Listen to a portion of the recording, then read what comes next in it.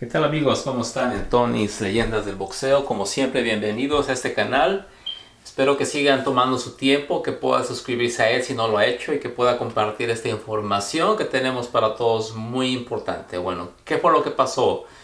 Canelo Álvarez posiblemente decepcionó a muchos que hay con todos aquellos que pensaban que Daniel tenía oportunidad para ganarle por el peso, por todos los factores que estábamos mencionando a favor de Daniel Jacobs, lo cual lo dejaremos poco a poco, vamos a ir analizando, y este video va a ser un poquito más largo, así es que le pido que tenga paciencia y que realmente pueda analizar bien la pelea. Yo creo que es muy importante cuando vemos a un principio de la manera en cómo habíamos pronosticado cómo iba a Canelo Álvarez a ir manejando la pelea. Yo hablé de un posible plan B, en donde es necesario cuando no piensas de la manera en cómo este boxeador lo iba a hacer y cómo iba a enfrentar a Canelo adecuadamente para obtener la victoria, ¿sí?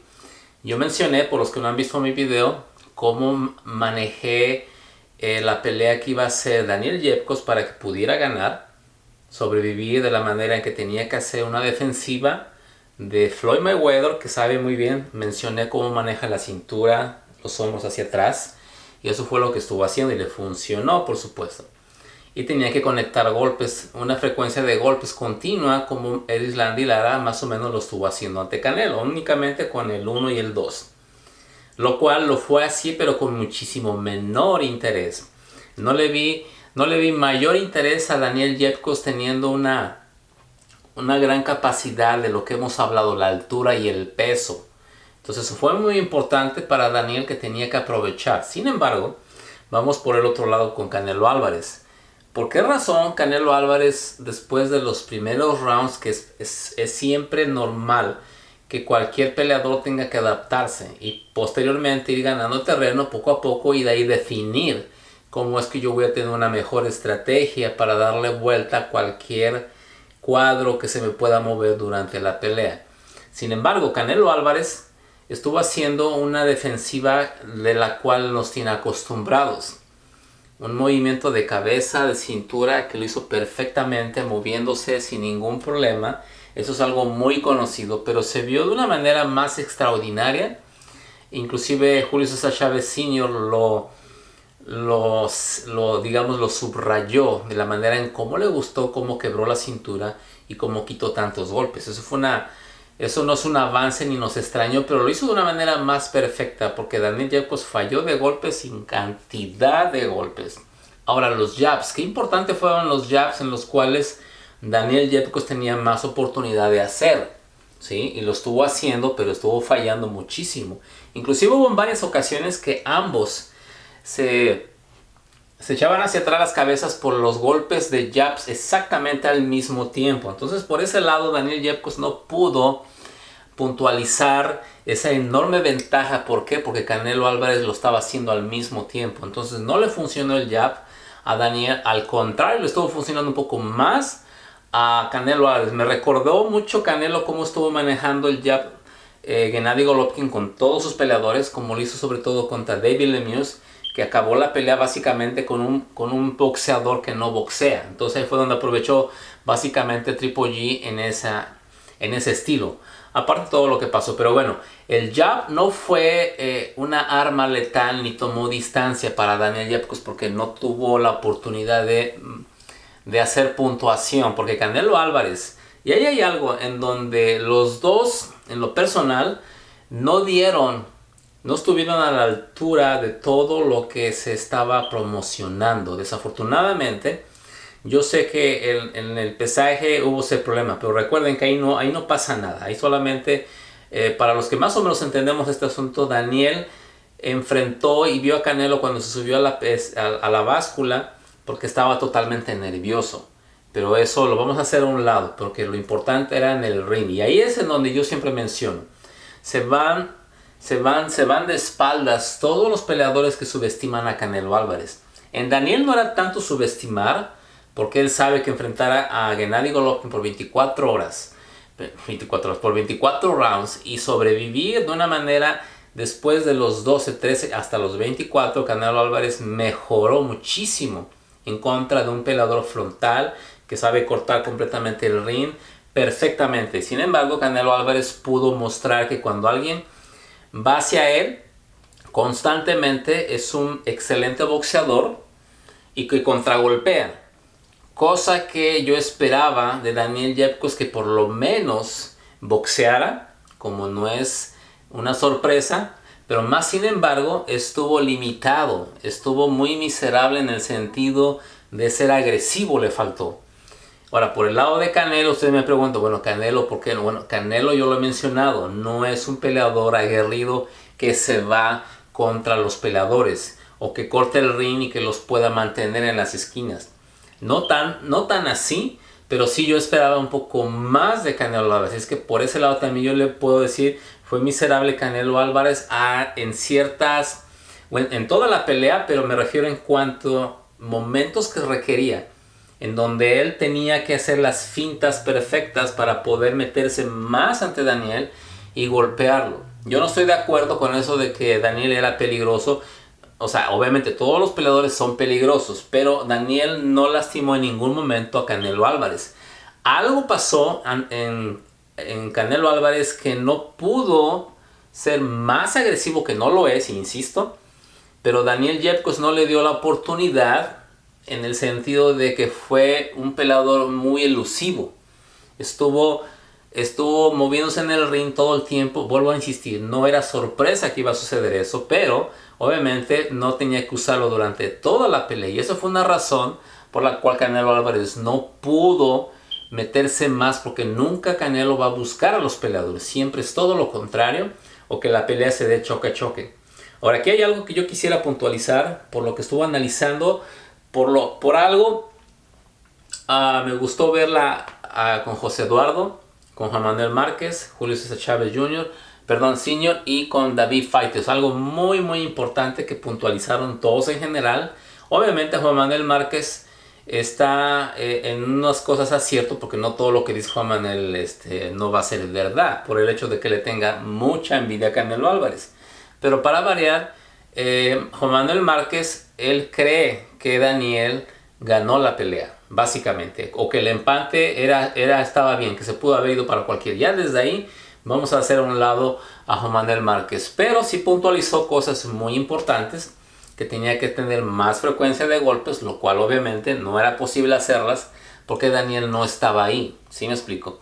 Ahora, lo del peso fue muy importante. Lo del peso que en ese momento ignoraba tanto Julio César Chávez como Juan Manuel y José Eduardo, de la cantidad de peso. José Eduardo no ignoraba tanto porque obviamente es su trabajo.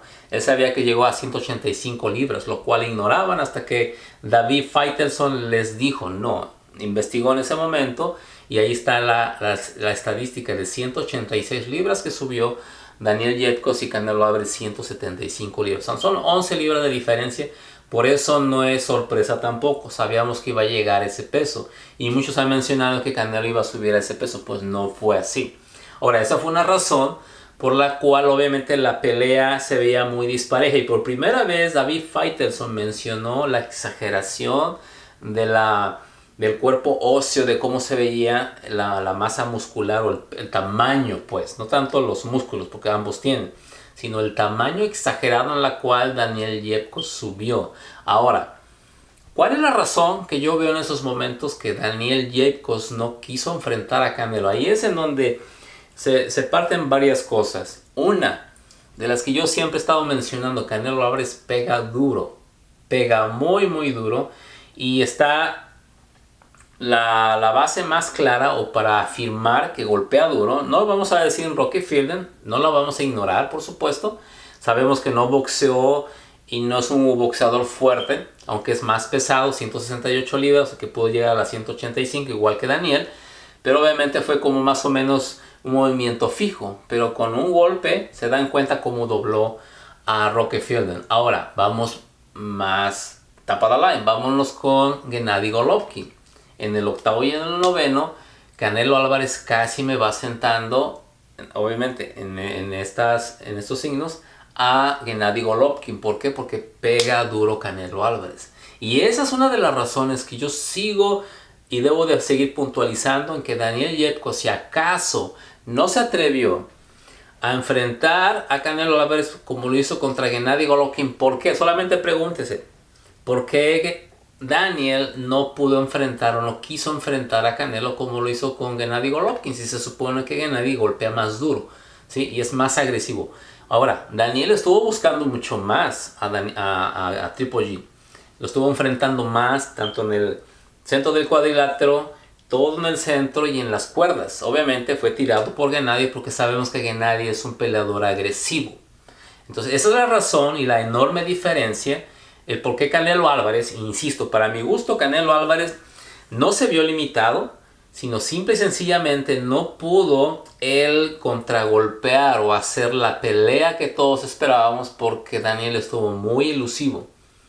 Las veces que se le enfrentó y quiso como diciendo, te pegué, fue uno que otro golpe le dio a Canelo Álvarez y algunos piensan que porque le golpeó bien un izquierdazo y que por esa razón Canelo Álvarez ya no quiso entrar. O sea, eso no es posible, porque de esa manera precisamente Daniel Yepko tuvo que haber visto, porque un boxeador lo ve, y al darse cuenta que no le hizo ningún daño, es obvio que ya no quiso seguir el mismo paso de pelea. Pero yo no veo otra razón porque Daniel Yepko no pudo soportar los golpes que le empezó a dar al principio, porque yo no veo otra razón por qué estoy tan elusivo en toda la pelea, no enfrento a Canelo Álvarez, porque con la enorme diferencia de golpes que Canelo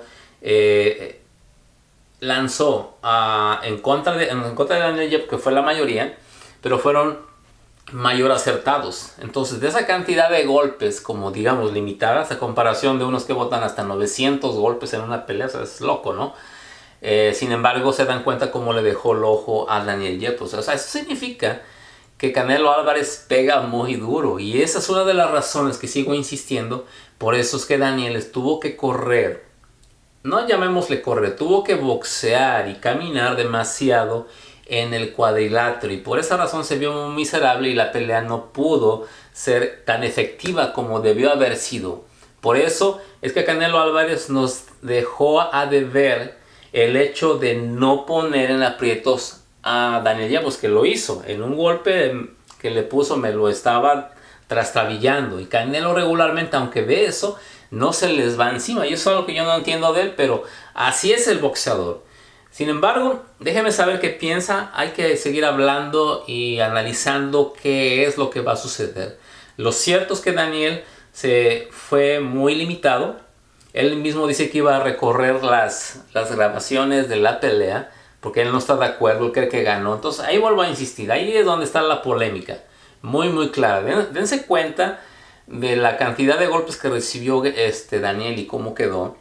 ¿Sí? Tanto abajo como arriba, y sin embargo quedó muy lastimado con la poca actividad que hubo. Desafortunadamente la gente tuvo que chiflar, tuvo que abuchear, porque sí fue una pelea generalmente aburrida. Eso sí lo tengo que asegurar y lo tengo que decir abiertamente, pero déjenme saber qué piensa. Y obviamente la diferencia de rostro a como quedó Canelo Álvarez es como si no hubiera peleado. Por esa razón, algo muy chistoso que mencionó Gennady Golovkin cuando lo entrevistaron: ya está muy descarado este hombre, ya no le importa, ya dijo que sí, que fue por el dinero y que pues así son los negocios, y que por esa razón dejó a Abel Sánchez. Bueno, lo entrevistaron y dijo, no, pues fue una pelea como si hubiera sido un sparring, o sea, no le pareció. Pero Gennady Golovkin es otro tipo, es otra persona. Pero él sabe que con Canelo Álvarez es otro asunto. Así es que esperemos que para el 16 de septiembre pueda hacerse esa pelea, la trilogía. No creo que pueda suceder, pero a estas alturas yo creo que se podría dar, porque es una de las peleas más interesantes que todavía puede dar DAZN y estos dos peleadores. Así es que, señores, déjenme saber qué es lo que piensan. Nos vemos en Tony's Leyendas del Boxeo.